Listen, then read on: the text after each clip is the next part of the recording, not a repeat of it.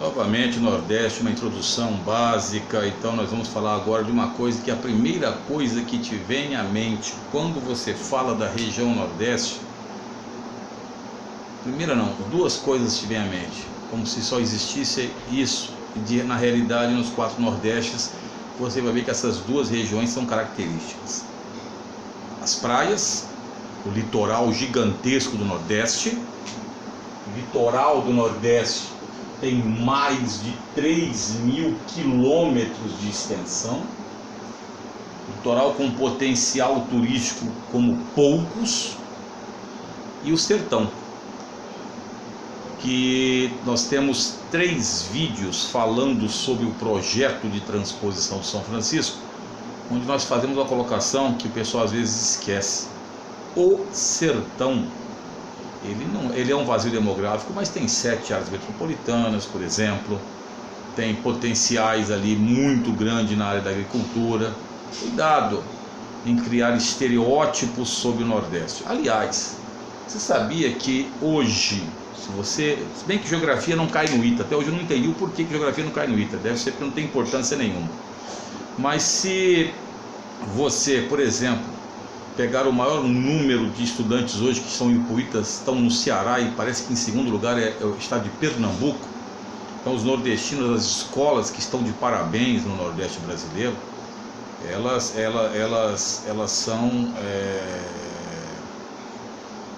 estão batendo pesado nessa questão do ITA. Além do mais, entre as escolas públicas, muitas são do Nordeste no Enem. As melhores notas de escolas públicas do Brasil, elas estão no Nordeste também. Então, porque o pessoal às vezes cria um estereótipo do nordestino, e eu posso falar porque a minha família é toda cearense. Eu nasci na Ibiapina, no Ceará, me criei no Rio de Janeiro, e depois em São Paulo, mas eu nasci no Ceará, vim com 1 mês de idade, mas conheci bem aquela região da Serra da Ibiapaba, e tive visões da área sertaneja e tal, quer dizer, então não é uma coisa que eu falo fora de propósito. O pessoal esquece muito, principalmente da questão educacional e também da cultura altamente diversificada no Nordeste. O Nordeste não tem só frevo, o Nordeste tem maracatu, o Nordeste tem literatura de cordel, e a literatura de cordel, o Nordeste tem embolada, o Nordeste tem o coco, o Nordeste tem o famoso forró, o shot que vem de uma música da alemã, o Nordeste tem por exemplo, os repentistas. Então tem um monte de coisas. E outra coisa, se você vai para o Maranhão é outra situação, se você vai na Bahia é outra, se está no Ceará ali, no sertão é outra, na Zona da Mata é outra. Estou colocando isso porque estão criando um estereótipo, né, nordestino clássico, aquela situação do indivíduo de chapéu de cangaceiro. Pelo amor de Deus, cangaço já não existe mais, tá? Tem um novo cangaço, mas isso um dia a gente discute dentro do novo cangaço, que é o novo crime organizado, que está ligado às facções criminosas, mas isso aí é outra situação. Mas vamos lá. Só para você ter noção, a Bahia tem o maior litoral brasileiro, tem mais de 930 quilômetros de extensão. Depois vem o Maranhão, que tem o segundo maior litoral do Brasil, o Ceará, que deve ter o 7º, e o Rio Grande do Norte, que é o 9º ou 10º. O Maranhão tem uns 630 quilômetros, 670 quilômetros, eu acho. O Ceará uns 570, mais ou menos, está aí. O Rio Grande do Norte uns 410. Se for isso, também se não for, meu filho, eu morro afogado do mesmo jeito. E nós temos o menor litoral brasileiro no Piauí, com 66 quilômetros, se não me falha a memória. Mas em compensação, se você pegar todo o processo, você vai ter ali um potencial turístico de mais de 3.000 quilômetros. Como alguns dizem, as praias do Nordeste, elas rivalizam com as praias do Caribe. Então você, por exemplo, tem aqui nessa região do Maranhão os Lençóis Maranhenses, né, o Parque Nacional. Aqui no Ceará e Rio Grande do Norte é cheio de dunas.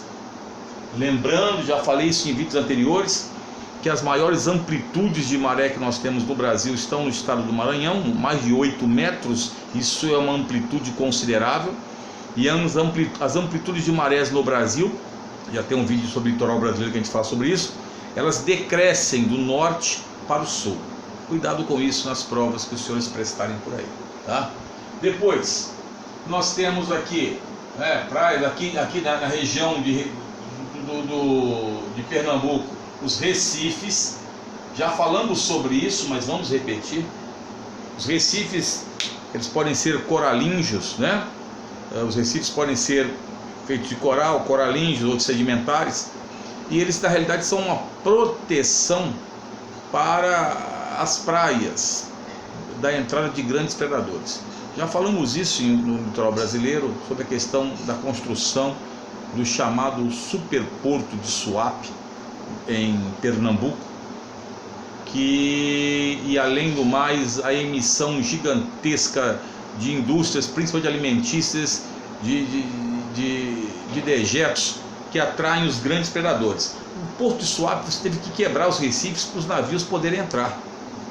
E aí, meu amigo, por isso que Recife, já falei isso, é um ataque de tubarão, é uma das praias que estão mais perigosas, talvez, que nós tenhamos no Brasil, com um ataque de tubarão.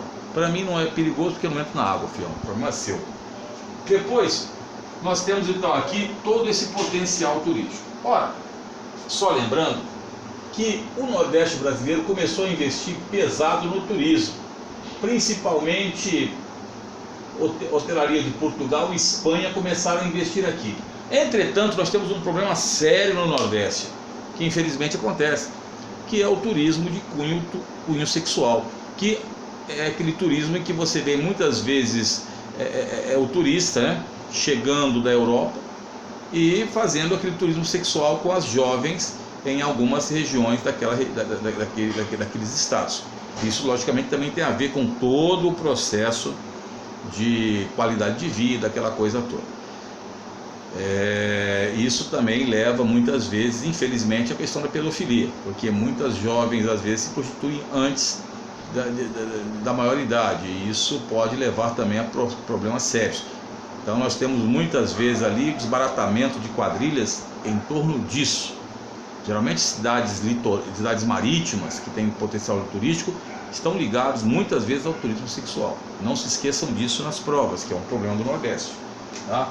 Não só do Nordeste, mas pelo potencial do Nordeste e outras situações também de desigualdades.